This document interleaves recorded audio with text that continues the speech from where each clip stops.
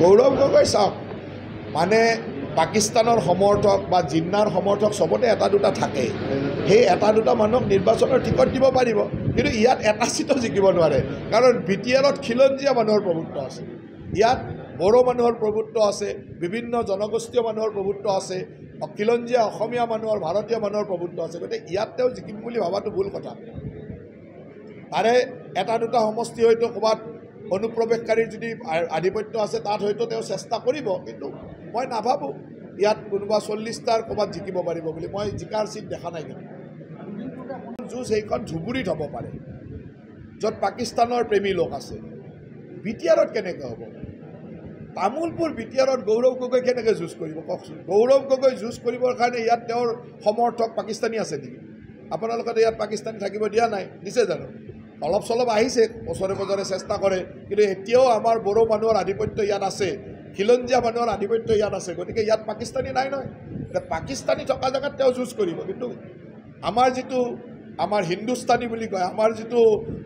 মানে স্বাভিমানী গৌৰৱী ভাৰতীয় থকা ঠাইত তেওঁতো যুঁজ হ'ব নোৱাৰে নহয় তেওঁ পাকিস্তানৰ প্ৰেমী মানুহকেইটা পাকিস্তানত তেওঁ যুঁজ কৰে তেওঁ ধুবুৰীত যুঁজ হ'ব পাৰে মুখ্যমন্ত্ৰীক তেওঁ জিন্না বুলি কৈছে সেইকাৰণে তেওঁ ধুবুৰীত যুঁজ হ'ব পাৰে মই তেওঁক কৈছোঁ যে তেওঁ ধুবুৰীলৈকে যোৱা উচিত আছিল আজি ভুলবশতঃ তেওঁৰ ৰাস্তা ভুল হৈ চাগে তামোলপুৰলৈ আহিলে তেওঁৰ ৰাস্তাটো হ'ব লাগিছিল ধুবুৰী